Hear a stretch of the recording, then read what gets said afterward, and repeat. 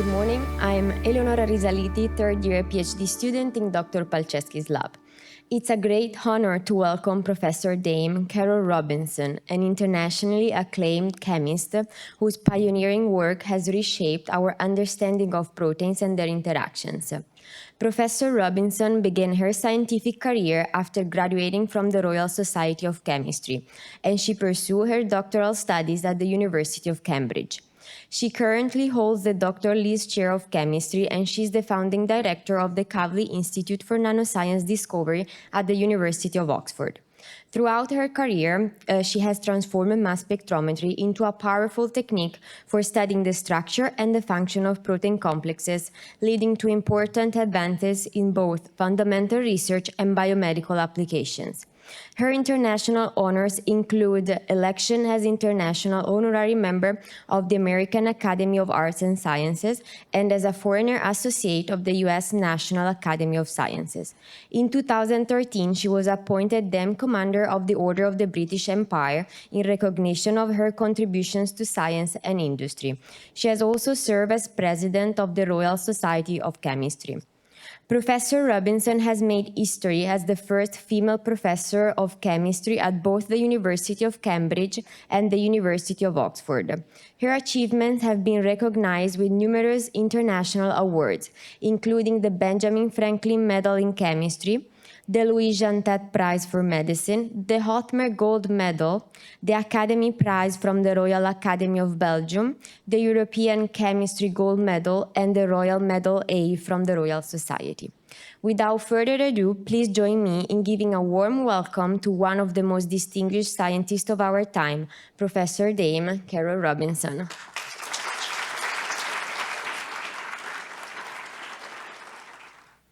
Thank you so much, Eleonora. Can you hear me okay? It's good? Great. Yes? Yeah. It's a huge honor to be speaking this morning. A wonderful introduction and a beautiful place to visit. So I'm really looking forward to the rest of the day after I've given my talk. First of all, I'm going to hopefully get this to work. Introduce mass spectrometry. It actually follows on very nicely from the first talk in which Stefan was talking about going into tissue, because I don't just want to take recombinant complexes, I want to go directly from tissue. And I want to see if I can learn about these things in a very native-like environment. So look at proteins in their membranes, learn about their interactors, keep them as native-like as possible, not chop them up, not somehow not lose any of their interactors. Why do we want to do this? I think it's going to be very powerful. I've had this conviction for a long time. I started experiments in 1992 in this particular journey to look at how proteins fold. And at that time, we were using a hydrogen deuterium exchange folding technique to monitor protein folding.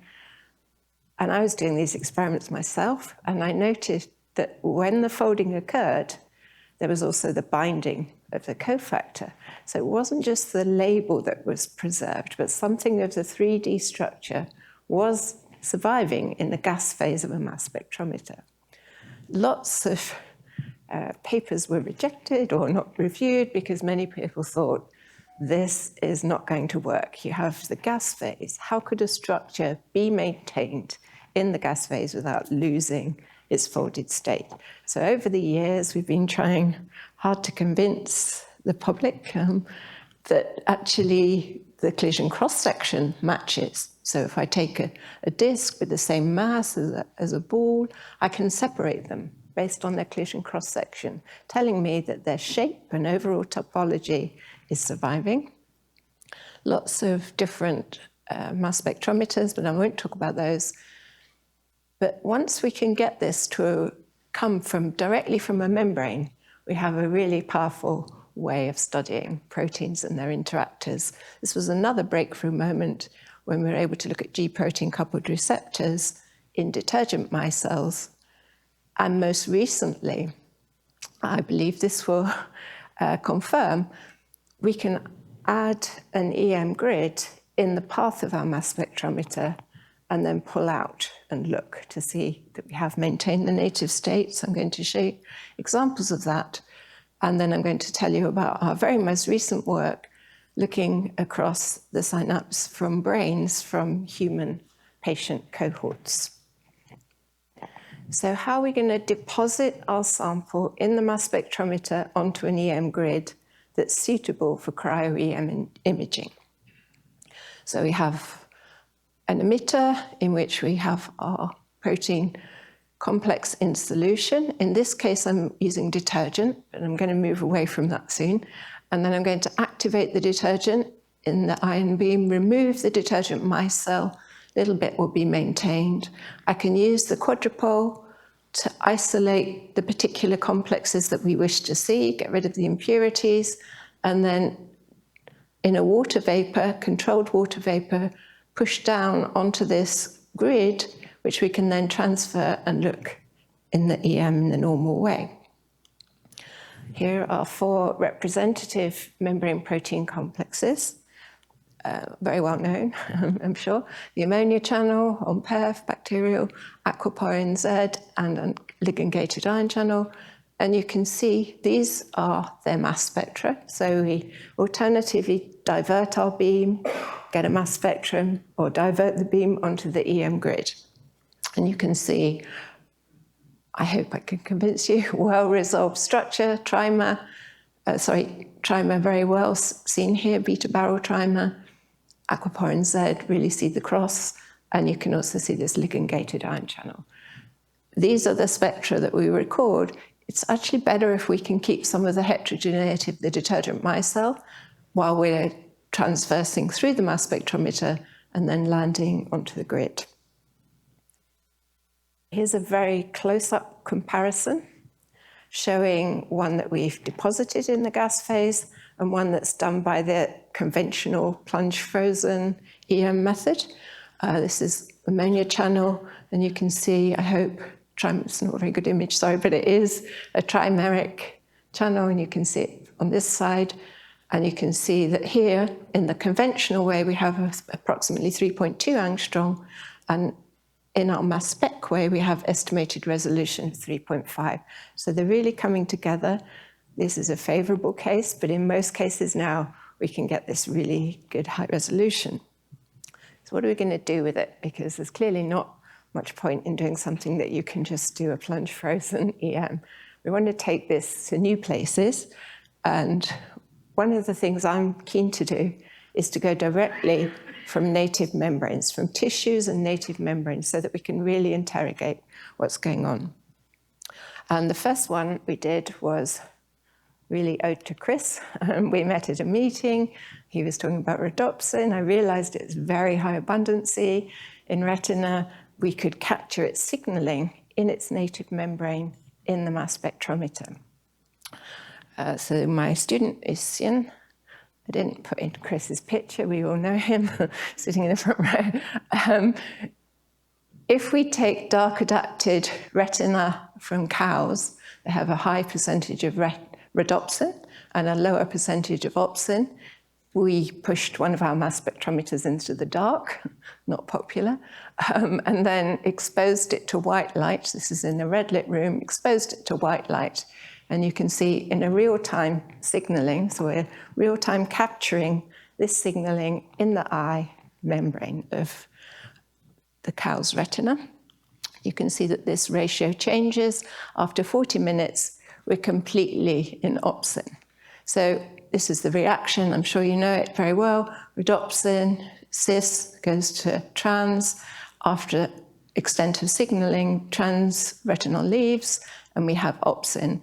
And very convenient for us, they have a change in mass. So we can monitor them in a mass spectrometer. We can start the reaction with light and watch as the decay of the rhodopsin occurs.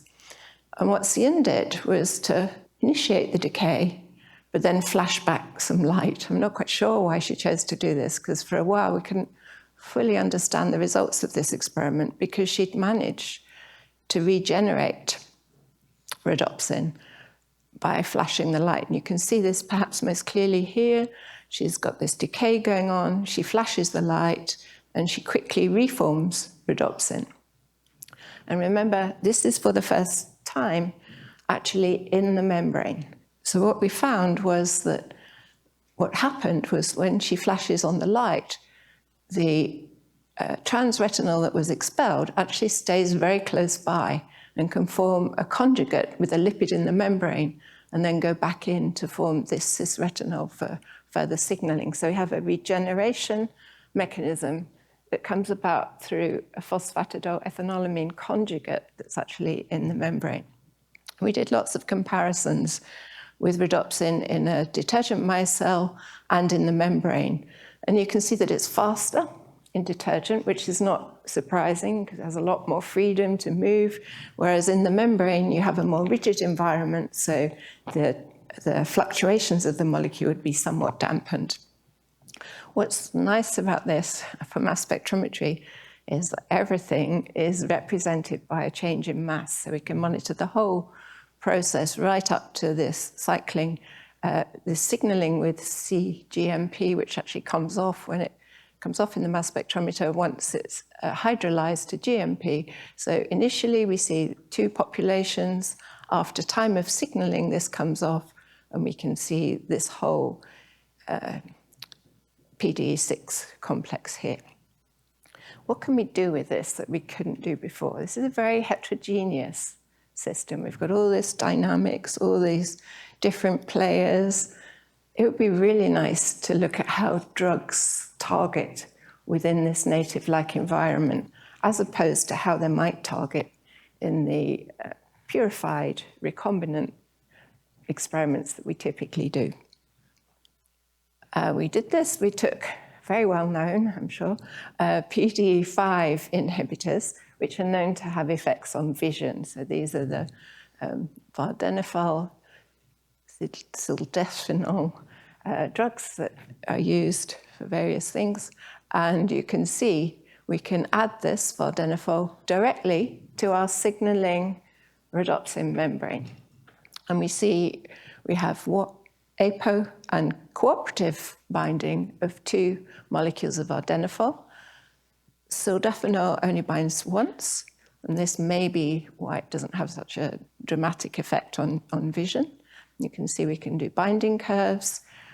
What was interesting for me was if you have prenylated or farnesylated complexes in this environment, as we see here, we get this really nice exchange going on of very hydrophilic drugs. So we've got this lipophilic vardenafil, and it can cross between here, here, and here, but not into the soluble bits. It's as though you have this hydrophobic conduit in the membrane where you can see exchange of drugs. So this, for me, was very exciting. It was drug binding in situ in a native membrane environment that's also signaling. Just to summarize, this is work of Corinne in my lab, and she was able to determine all of, this is very mass spec heavy, but all of these different modifications, phonosylations, mysterolations, and to see how these drugs actually transfer in this space. So that was a very exciting breakthrough for us and Chris, and this is to summarize what we saw here. This is actually a photo of the mass spec. We always thought no one would really believe that we'd moved a mass spectrometer into a dark room, lit it with red light, and then used white light right at the needle where the electrospray is occurring. So it's still in solutions, not in the gas phase. We're capturing the reaction that's going on, we're initiating the reaction, I should say, in the solution of the needle of the mass spectrometer. And then we're using the mass spectrometer to tell us about all of the reactions that are going on. We can see right the way down to this shady thing here, which is PDE6. So it was a really fascinating collaboration with Chris and UC Irvine, and we were also able to look at ligands and to see how they affected this process. But I want to change it now and move into a new area for me, which is, can I now look at GPCRs, or metabotropic glutamate receptors, and how they might change in the glutamatergic system which has been implicated in lots of depressive disorders. And I'm sure you'll hear more about this later today from Tom. This is my team that I persuaded to do this, because at the time, we had no idea that we were going to get anything out of these experiments, but they were willing to do this. And as I mentioned, I'm sure Tom will tell you more about this later today, but we were interested in this particular system of glutamate, where we have glutamine synthetase, providing our glutamate for packaging with the vesicular glutamate transporter, and then we have the snare complex that you will hear about, and then release of glutamate, which is then picked up by these receptors, and also metabotropic glutamate receptors, which sense and control some of the release of glutamate in this synaptic cleft. So we chose for our study 2 things that we thought would be implicated in depression: the vesicular glutamate transporter and the metabotropic glutamate receptor 2. And what's interesting about them, we know that they have a reduced response to ketamine. If you knock this out, it's lethal. This one acts as an obligate dimer, and it's got allosteric modulators here. We were interested in this bit, which is often less looked at. It depresses presynaptic glutamate release, and it's required for the antidepressant effects of ketamine. So these 2 appeared to be very interesting for us. And we didn't want to go straight to human brain, because that's obviously a very precious and difficult resource. You don't get many people volunteering for that. So we went first to the mouse and collaborated with Scott Russo, who is at the Mount Sinai Icahn School of Medicine. And he has a chronic social defeat stress mouse that we thought would, well, he thinks and many believe, is also a model for depression in humans. What he does is he has an aggressive mouse. It's a black 6, I think, black 6 ex-breeder mouse who comes in on a naive mouse, and for 10 minutes every day for 10 days, and then they have a sort of sensory relationship, but they're blocked off. And then after this 10 days, you bring in an unfamiliar mouse, you have a sus mouse, and you have an unfamiliar mouse. Now, those that are resilient are still quite friendly. Those that are defeated hide in the corner. It's quite sad. And then we have the mouse brain, and we have 8 in our control group, and 7 that had this social defeat, so they were responsive to this. And then we're going to use immunoprecipitation, but not in the traditional way. So the traditional way is you get an antibody, you pull something out, and then you chop it all up, and then you don't know who's interacting with who or what lipids are there. So we want to keep the context.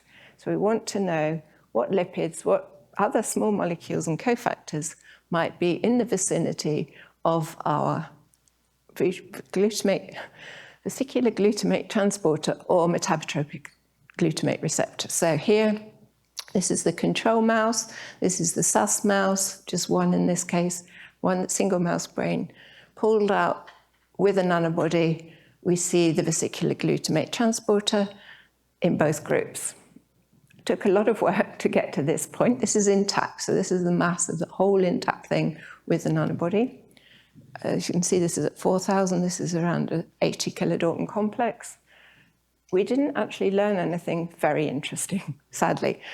We thought there might be differences, we might see different isoforms, we might see different things. We didn't see anything particularly exciting. But moving on, much more exciting, we saw that the metabotropic glutamate receptor in the sus, in our ones that were not resilient, we call them, they had a statistically different and much higher population of monomeric receptor. Now we know that the metabotropic glutamate receptor is active as a dimer. So if you're having a monomer, and it's not a concentration effect, it's not a is not a redox effect at this stage. It is a difference in monomer-dimer population between these two groups, and it's statistically significant here. We're now going to move to the human brain, and we're going to go for Brodmann area 11. And here we have a control group of patients, n equals 10, and an MDD group of patients who sadly committed suicide. So we have a very blunt characteristic there. You either died of other causes or you died of suicide. And we're now going to compare their metabotropic glutamate receptors and their glutamate transporter. Nothing very exciting in the glutamate transporter again, which is a disappointment. However, in our control, these are all male, all about the same age, very nice metabotropic glutamate receptor dimer, really nice. Glutamine synthetase is also pulled along with this native pull down of intact complexes. And this person, coronary artery disease, very similar pattern, nice intact temma here for the glutamine synthetase. The depressed by suicide, broader peaks and a bit less tidy in the glutamine synthetase.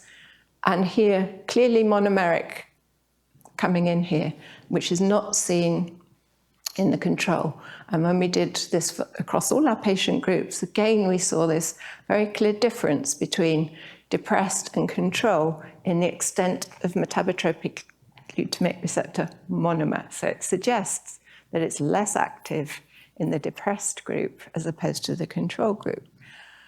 Why? Why does it go into a monomer, which was the question that I asked. Why is it monomeric? And we know from our recombinant experiments that lipids play really important parts in the dimerization. There's also disulfide in the soluble regions, but this was not what was causing the difference. We could see that it must be to do with the lipids. We then did the lipidomics on the patients, and this is not just any old lipidomics. It is the lipidomics associated with the receptor, because remember, we're pulling this out.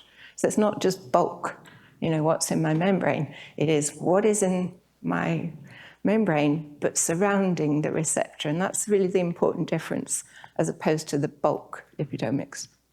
And what we saw was in the control group, this is in pink, and the blue group are a bit sad in the depressed group. But you could see the biggest thing that we saw here was this massive difference in phosphatidylserine. So in the control group, quite variable, but in the depressed group, always down, suggesting that this may be mediating the dimerization of the receptor. And then when we looked in detail, we could see there was a clear correlation. You have much less PS here, you have more monomer. You have much more PS here, much less monomer. So suggesting that there's a relationship between the amount of PS and the monomerization of this receptor. Why?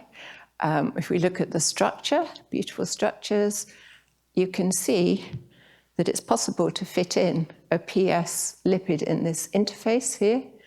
And then we can recapitulate this in our recombinant experiments. So we form this in our mass spectrometer. We have a little bit of monomer-dimer equilibrium. If we dilute, we can form more monomer. And if we add back this lipid, we can take this low dilution and recapitulate this equilibrium. So using a recombinant system, we can recapitulate what we saw in the brain. Let's go back to our experiments. And I've sat and looked at these for hours, I must admit, because I enjoy it, trying to work out what's going on. So here is our control, died by thrombosis. This is me trying to model all of the different outcomes of all of the different combinations of sugars. And you can see it's not very convincing. We're not really sure what all these different charge states are about. But we can see that they're different. And in the depressed case, we have this very obvious difference on the side here. So something else is going on here. It's not just about protein and lipid. It's not just about mGLA2. a lipid. It must be something else.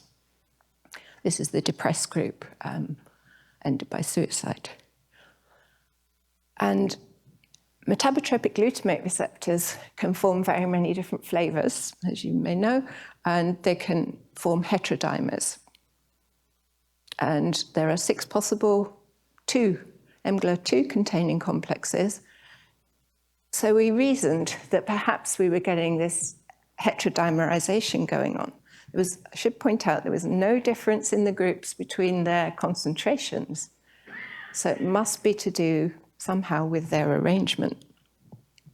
In our cell lysate, we could see that in the control and the depressed group, we had a lot of mGlu3 coming through. We pull, we isolate on 2, but we see a lot of 3. And in our immunoprecipitate, of course, we have more 2, but we also have a statistically larger group of 3. So we suspect now that we have a heterodimer forming. I just want to go to this one last patient, because as I said, I spent so many hours studying this that I was trying to work out this guy with ischemic heart disease had unfortunately passed. However, his spectrum looked like my depressed people's spectrum because he had a compromised glutamine synthetase. It was a 10 and an 8. And he also had this lump on the side, which spoke of something different.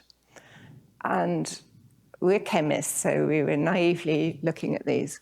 And then we picked out this piece, and then we bought the notes, which we should have bought a long time ago. And it turned out that this person actually did have MDD and tricyclic antidepressant use in toxicology, but his death was not by suicide. So he should have been in our MDD group. However, our very blunt chemists on-off type thing meant that we put him in the wrong group. So this then gave me great confidence that we had something. So now we're going to do some very fancy mass spec. We had to develop and devise a new mass spectrometer to do this, because what we want to do now is isolate just single charge states from each of our patients and then break that, because we can't say how much 2 or 3 is in those peaks because their masses are too similar. But if we break them, we can sequence the protein that's hiding in there. So we found that this is obviously recombinant, so it's 50-50, we know. 2 and 3, this is the pattern we see. These are our patients, our control group, some 3, always some 3. So we know that in the brain, this particular area that we've chosen, Broadman area 11, there's always some 2 and 3 in that region. But in our depressed group, this 3 is much higher, statistically, well, not much actually, quite small, but statistically different in the 2 patient groups that we've looked at.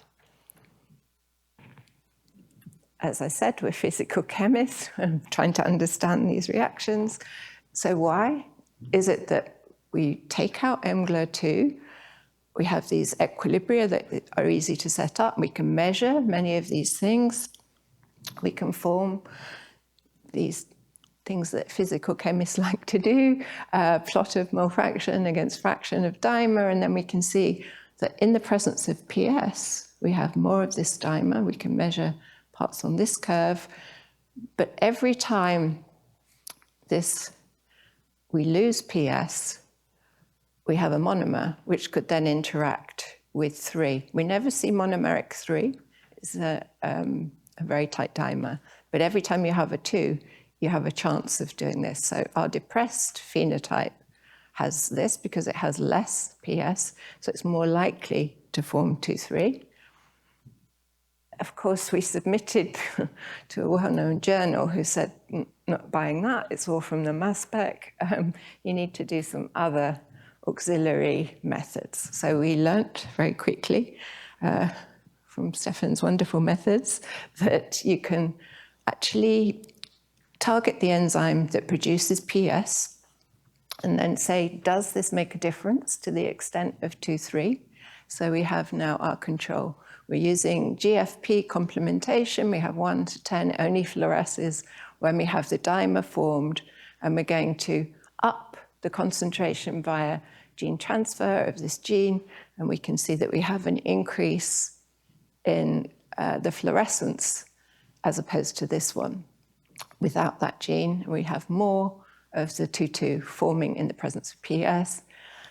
And then the most difficult thing for me was to do a mouse experiment whereby we would inject this AAV with either GFP or this gene of interest, in which we want to up the level of PS in the brain of the mouse. So again, the control, the chronically social defeated stress mouse, shows the same kind of defeat. Our control, and this time our chronic social defeat stress person, mouse, is actually more resilient. So we see this trend. We can't say it's significant, but we say it trends, and it's certainly not defeated as it is in the presence of GFP. So we were very excited to see that. We then did the transcriptomics as well, another auxiliary thing to do. So we did gene set enrichment of the transcriptomics of our control in depressed patients, and we found, not unexpectedly, lots of other people have shown this, that these are all overactivated, the microglia, inflammatory markers and oxidative stress markers are all higher.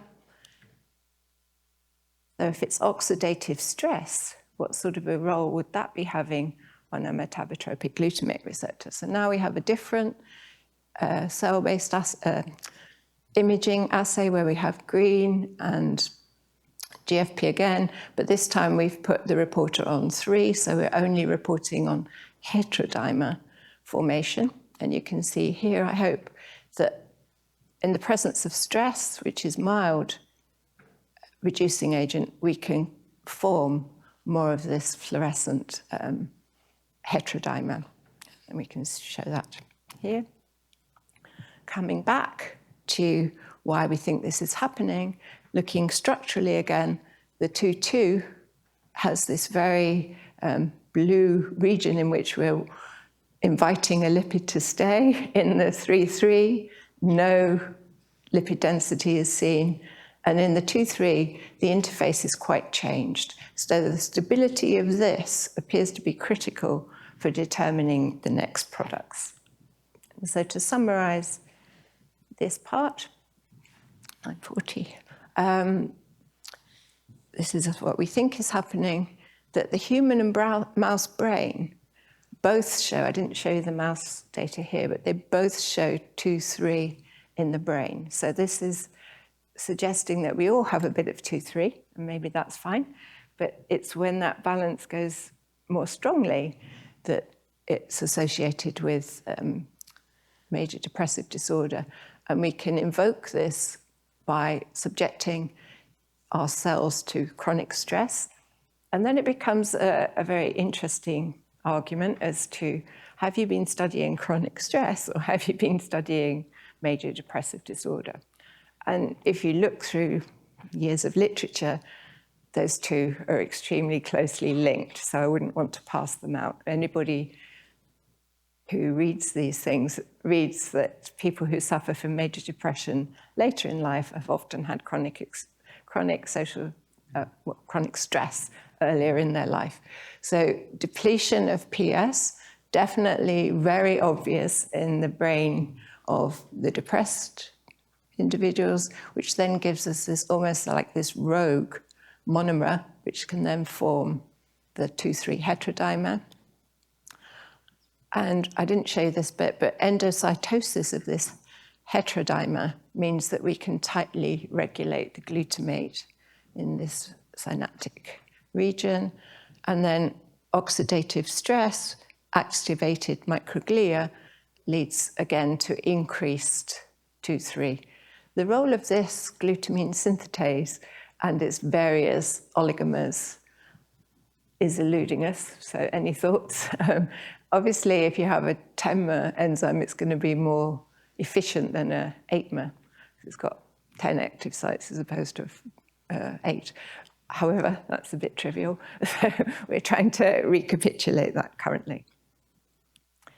And just to sum up, yeah, as I said, I've been doing this a very long time, starting, this is not a good picture, sorry, of looking at G-protein coupled receptors, where we were excited to see lipids that influence functional downstream signaling, and these turned out to be PIP2s. In this context, trying to keep all these post-translational modifications, because we know they're really important for the localization of things within cells, and so if we chop them all off, we've often lost that information. And then really drilling down to look at how lipids interact with these images, and pulling out from the mass spectrometer cryo-EM images of gas phase, previously gas phase molecules, and then going into this, which I find totally fascinating. I've been reading endlessly, but I don't pretend to be a neuroscientist. However, we've now started pulling out all sorts of different complexes, and it just seems like it's a hidden treasure to go through this. So a lot of people to thank, particularly I want to pull out Tarek, who really led the whole nanobody pulling out of metabotropic glutamate receptors, and Corinne, who developed a lot of the instrumentation, and the two students, Jack and Sophie. Jack did a lot of software to help us identify everything, and Sophie's done some amazing work in our lab too.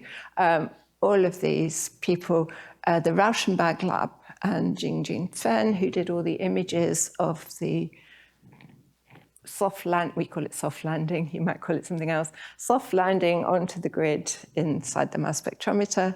The Russo lab, we couldn't have done it without their help with the mouse experiments. We're now setting up our own mouse lab, so let's see how that goes. All of these funders, and particularly here because these people at Thermo Fisher allowed us to build something that they were never sure was ever going to sell, which is always quite good, because you get the first one and then they say, oh, no one's going to buy this, it's way too complicated. But we have a sort of playground on which to play, shining lasers, breaking things, and we've had a really fantastic time with them. So thank you very much for your attention, and I'm very happy to take questions.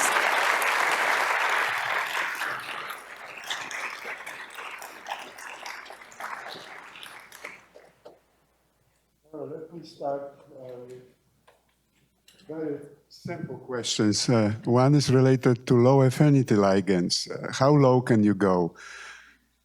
Well, it's always, to a certain extent, dictated by the nature of the ligand. Is it very lipophilic? Does it have good qualities for a drug molecule?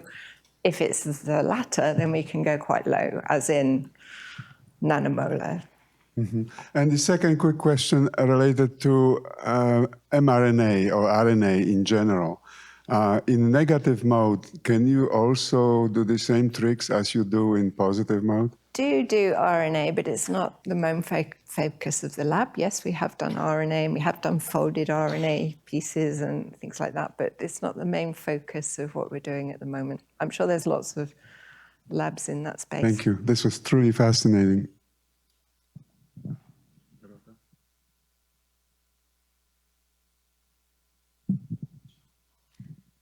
Hi, Carol. Thank you so much. This was really inspirational. I wanted to ask you about the PS. It's actually fascinating. First, maybe I don't know whether PS is also on the inner leaflet in the synaptic membranes. And if yes or no, doesn't matter really. What do you think happens when why PS depletion actually has this impact? That's a great question.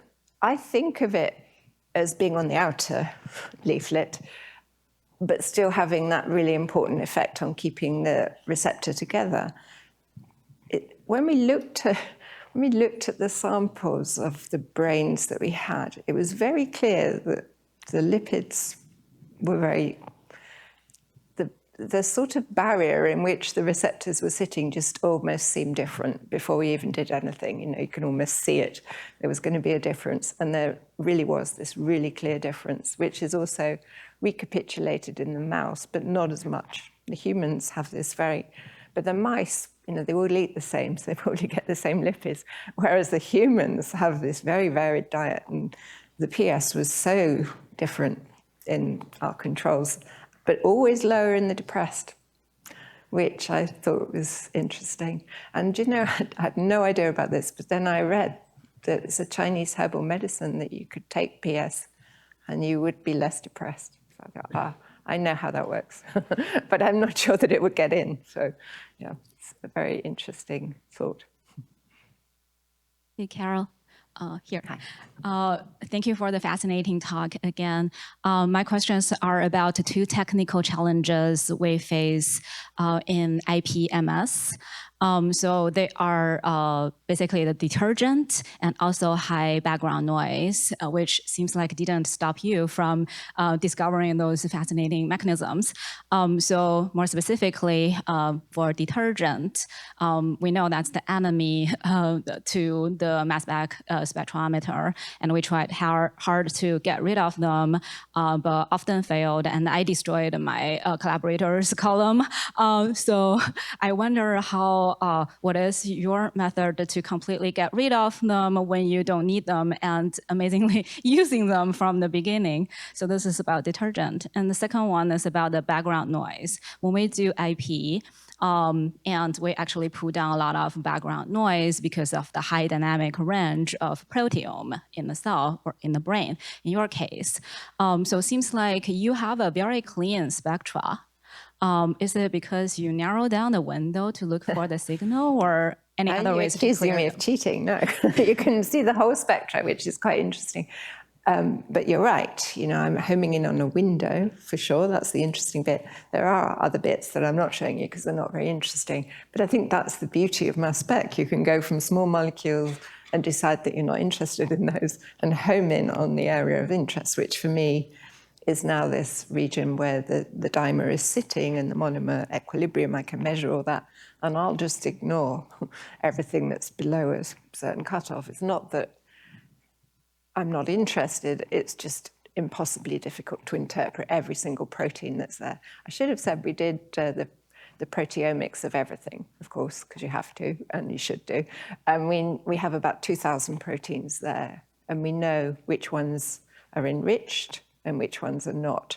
So our targets are not actually the most enriched necessarily. There's a lot of background, which we try to remove as much as possible, and then go with a nanobody, which is a very nice, as you know, very nice purification tool, because it doesn't have a lot of heterogeneous sugars as in antibodies, and you don't have to release. That, for me, is a big thing. So we were always doing pull downs, taking it off the antibody, losing the whole thing, losing all the interactions, you know, very disappointing. If you have a nanobody, keep everything intact, wash it away, just focus on that one bit.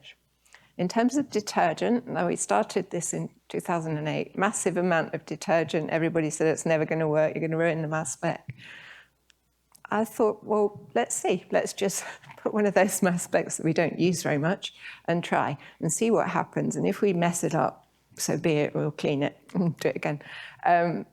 It's not that messy. We do it all the time. And we have a lab of, I'd say, 10, 15 mass spectrometers, but they're pretty much running all the time. So I don't buy that it ruins the mass spec. I think you have to be careful not to put ridiculous amounts in. You want to make a nice micelle. You don't want to have any more than that. So I think maybe it's about tailoring the amount you put in, and then it'll go to the walls of the mass spec. If you activate, it'll come off, and you release your gas phase complex, and then you just have to be prepared to clean. When we were doing the bovine retina, we cleaned a couple of times a month, for example. That was very messy. Cow's eye, quite messy, quite a lot of other stuff. There was at least 30 other proteins there. And we homed in on rhodopsin. Okay. Hi, Carol. Great talk. So I had a question about this gap in resolution between what you get whenever you do just a plunge freeze versus, you know, depositing on a grid. Is this due to the trauma of going through the mass spectrometer and getting lipids stripped off? Not lipids, detergent. And can that be overcome? Can you get a protein embedded in a lipid nanodisk to fly intact with the lipids bound to it? Great Thank you. question. We've tried both of those things. We've tried lots of different, many different detergents, some that we synthesize ourselves. We have a bit of chemistry going on as well, and some that we think are really good with the mass spec. I think what happens, but we haven't wanted to stick our neck out on this yet, is that some of the detergent actually moves during the transition in the mass spectrometer, because we sometimes think that we see stray detergent on the soluble parts, and then my EM colleagues say, oh, that will never happen, but maybe it does in the gas phase a little bit, not much. So I think that might be why we don't have quite as much resolution, but it's pretty good now. And of course, the beauty of it is that you can purify in the mass spectrometer. If you have a right mess, as we were talking about, home in on the complex of interest, sit on that mass to charge range, and you should be able to enrich for that particular thing. I told this to my EM collaborators, and they said, oh no, we'll just do that on the grid. But sometimes samples, you need to know the mass of what you're looking at and capture something in an equilibrium and plate it onto your grid. That's the goal. Dr. Robinson, for such a fascinating talk. I have sort of a two-part question. One is, in any of your post-mortem analysis or any of the patients post-invasive surgery, any neurostimulation devices, did you see any changes in that? And then maybe in your murine models, because this is sort of like a self-fulfilling prophecy, right? These patients succeeded. So is there a way to identify patients with chronic stress, chronic depression that maybe have like a resilience gene and they don't? And how do you go about that? Oh, that's great questions. Really good. We haven't done that. As I said, this was our first patient cohort of about 20 people. I should acknowledge the Oxford and the Edinburgh Brain Bank who provided us with these samples. And all we had, well, we didn't even have any notes initially. Then we got the notes, and then we sort of pass out various effects. I mean, there's a huge amount that we could go down, which is how long have they been doing antidepressants? What other things have they been taking? What's going on in their lives? But we didn't do that because our cohort isn't really big enough. The fact that we see a difference in the mice and the human cross species was for me very exciting. And it's the start. So yes, we could look at all of those things. Is there a resilience gene? And that would be really nice to know. We can also do drug screening now. Can we stop this heterodimerization going on in the mass spec? Hello, thank you for your talk. Around a similar line, I was wondering, do you see any difference in like the protein activity with the 2,3 or 2,2?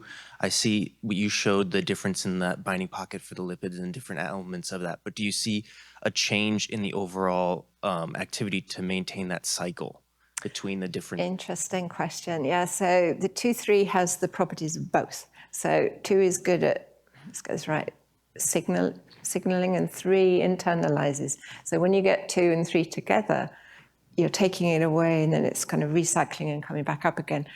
I'm not sure what the effects of that are going to be yet on drug discovery, for example, or any of these other tests. The fact that we can see it, so if we have 2,3 forming with our GFP reporter assay, we can see that we can internalize it and it'll come back again. But beyond that, I wouldn't like to say what the effect is. I mean, people don't really know, I don't think. Maybe they do, but I don't really know. I mean, I've searched the literature and read a lot, but it's not clear to me what the effect of forming 2,3 is going to be, except that glutamate will probably be dysregulated because you've changed the natural thing or the original thing. Hi, Dr. Robinson. Thanks for the wonderful talk. I'm an incoming student at UCI. So before this, I was doing mice experiments, and I was investigating the decision-making process of mice. And one result we discovered is female mice tend to have shorter reaction times, and they have higher anticipatory ratio, and they're more impulsive. But there's no age differences. I'm just have a very simple question. I'm just wondering if you noticed any sex or age differences when you were doing your max experiments. It's a great question. And the truth is, I didn't want to bring in a big bully male mouse on a load of very young female mice. It just didn't seem to me to be the right experiment to do. So I have male bully, male young litter, and I haven't managed to convince anybody that it's a good idea to bring in young female mice. I haven't done that yet because it's not particularly nice to watch, I have to say. I don't enjoy. So the little mice, the little male mice, are quite, yeah. The aggressive mouse does his job. Sometimes he doesn't, and then we have to repeat the whole lot again. But generally, the aggressive bully mouse leaves them in a not great condition. So I don't know about bringing in a male on a bunch of very young mice, female mice, I should say. They're not women, they're female mice. Thank you so much for this wonderful presentation and very exciting. I am eye doctor. My name is Narcisa. I am very curious if you tried to eliminate the confounders for the statistic inside of the major depressive group. I ask you this because there is a significant difference in the biochemistry of the major depressive disorder patients, especially those so severe that they committed suicide, and the other patients having depressive state because of other major conditions like that cardiovascular disorder with so much stress because of multiple interventions, etc. Yes, and great questions, and obviously the subject of a lot of future work. I think we'll be going on this for some time. We now have brain coming from the US as well, which is a new and exciting cohort of patients who have different challenges to living in Scotland or whatever. So we're going to see how that passes out. But to be honest, it's quite a small study so far. It was a sort of pilot study. Are we going to see a difference or not? And with the transporter, no differences across mice or humans. But with this GPCR, really reproducible differences across both animals and humans. So, but I can't pass it out more than that. But the only thing we did do was post-mortem interval, because that's a very difficult one. You know, does that affect your results? Does it all reorganize after passing? And then for suicide victims, of course, that's quite difficult to pass out because not everybody knows an exact time. But we took some where they did know the times, and we found that the results were the same. So, but the drugs and the other biochemical things that you alluded to, we haven't really passed out all that yet. Hi, Dr. Robinson. This is Dominic Lewandowski, UC Irvine. Quick question, beautiful talk. I was wondering what were the molecular species of PS that you saw in the depressed group, and were they the same, or were they different? If they were different, was there any pattern, like in terms of the fatty acid content? Oh, great question. And I can't remember off the top of my head. I don't think it was particularly different, but we did drill down into all the different types of PS lipids that could be there. I think, no, I probably shouldn't say because I might make a mistake, but I can look it up and let you know. It's all in the endlessly supplementary. Is it published already? Did you publish this already? Pardon? Did you publish this research already, so I can check it? Sorry? Publish the... Oh, publish. Yeah. That's a good story. So it was under review in a well-known journal, and then they came back and insisted on all the mice and all the cell imaging. So we've only just, and transcriptomics, and so we've done N experiments further. So we hope that we convince the less convinced reviewers now. But they were encouraging. They just said, yeah, you need to do more stuff to convince us. Thank you. Good luck with the publishing process. All right, and I will close. We started with very weak interaction, now this very strong interaction. And you mentioned that you have a new mass spec that allows you to fragment those complexes. Yes. Do you also break peptidic bonds during the process of That's what we're trying to do. Dissociation. Yeah, really break them so we can sequence them. Yes, but dissociation is a separate stage, or you just fragment everything? No, great question. So dissociate, choose what we're going to break, isolate it, then break it. So you can sort of pick off bits and then say, what is that? Which is what we did with the 2-3. Great. Advanced. Advanced, because you can now identify Everything. the complexity of it. Yes, and that's... Please join in two things.